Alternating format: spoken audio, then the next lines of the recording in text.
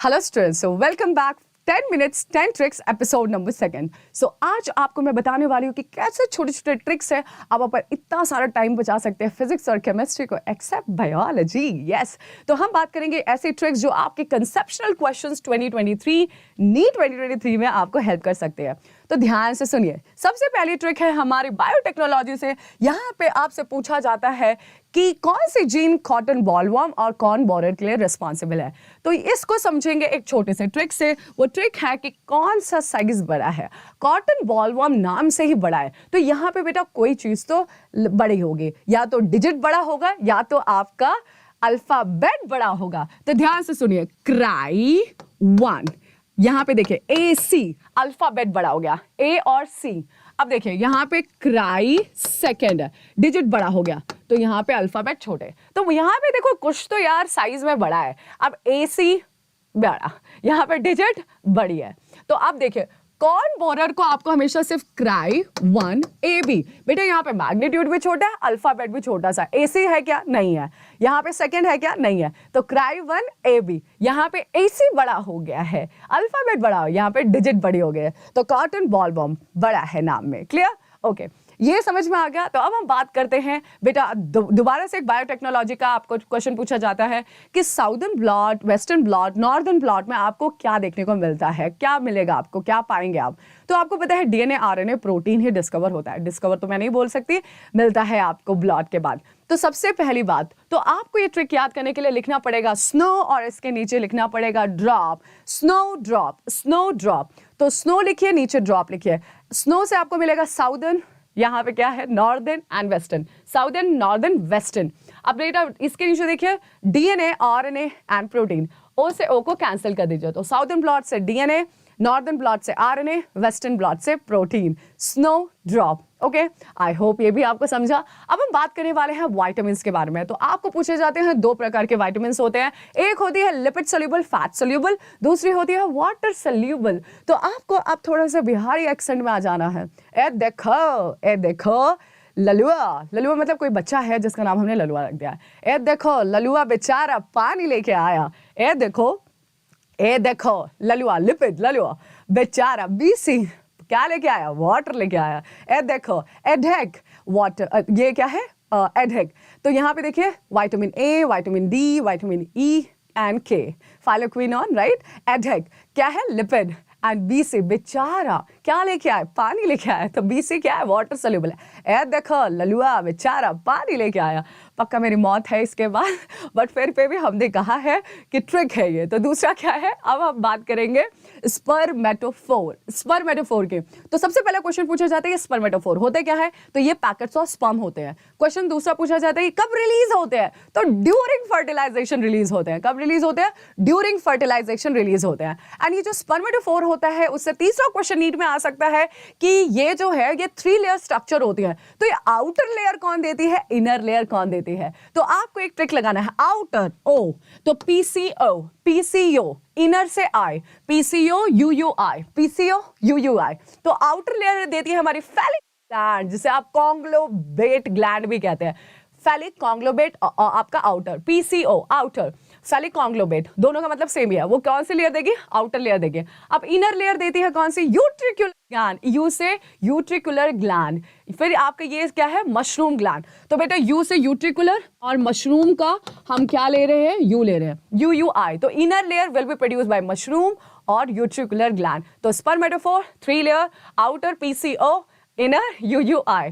ठीक है, मिडिल वाली जो लेयर है वो इजैकुलेटरी डक्ट से निकल के आ रही है। अब हम बात करेंगे हमारे अनदर ट्रिक के बारे में। तो आपसे क्वेश्चन पूछा जाता है ह्यूमन एवोल्यूशन में कि कौन सा ऑर्डर किसके बाद आता है। तो आपको पता है क्या रखना है, एक ट्रिक है आपकी, please do remember Apple has essential nutrients for human.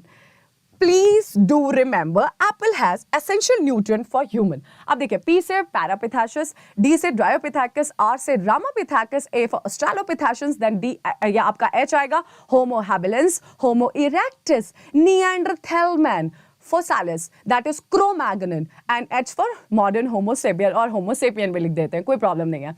तो please do remember apple has essential nutrient for human, essential nutrient for human. अब ये हो गया, आपका समझ में आ गया।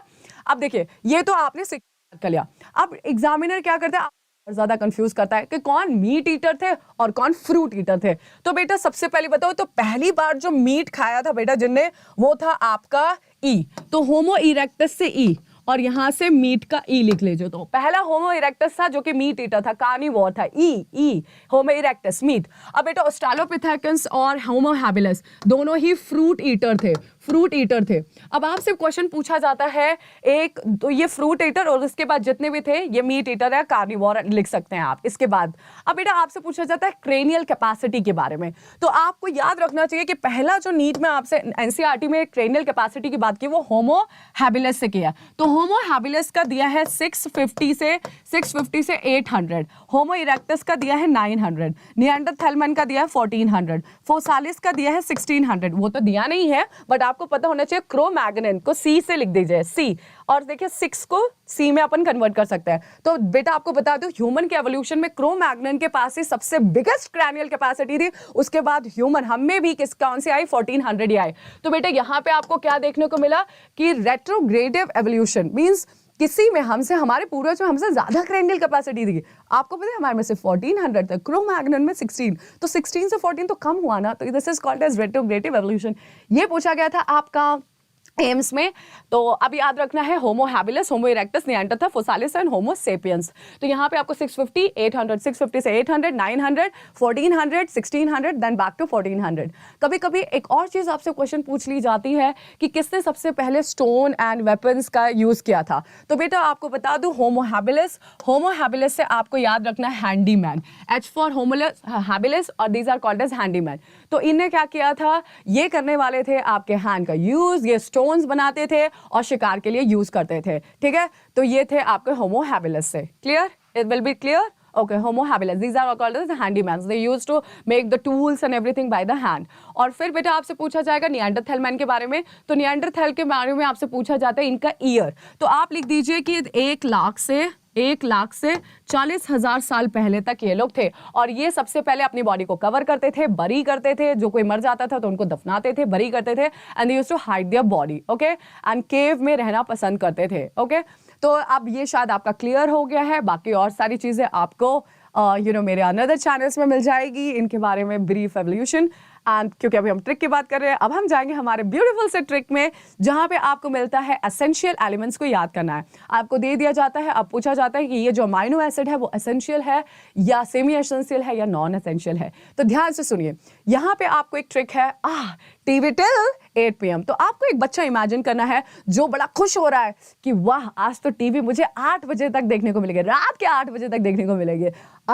TV till 8 PM। तो अब आपको ध्यान क्या लगाना है, अब आपको ध्यान लगाना है काफी अच्छी चीज है कि ये जो है और इसके बाद है, तो यहाँ पे 8 एसेंशियल अमाइनो एसिड होती है, और ये जो है वो सेमी एसेंशियल होगी, सेमी एसेंशियल होगे। तो आपको याद करना है से क्या है, अर्जिनाइन एंड हिस्टिडाइन जो कि सेमी एसेंशियल है। उसके बाद threonine, valine, tryptophan, isoleucine, leucine, lysine, phenylalanine and methionine, ये जो 8 अमाइनो एसिड्स हैं वो एसेंशियल हैं। तो यहाँ से जो टीवी टिल 8 PM से है वो होते हैं आपकी essential amino acids. Okay, so I hope you like the episode, second episode for the trick. और आपने पहली एपिसोड भी देखी होगी क्योंकि पहली एपिसोड तो काफी इंटरेस्टिंग थी। And yeah, that's all for today's, and please stay tuned for the third episode where you will see the many more tricks. Take care, bye.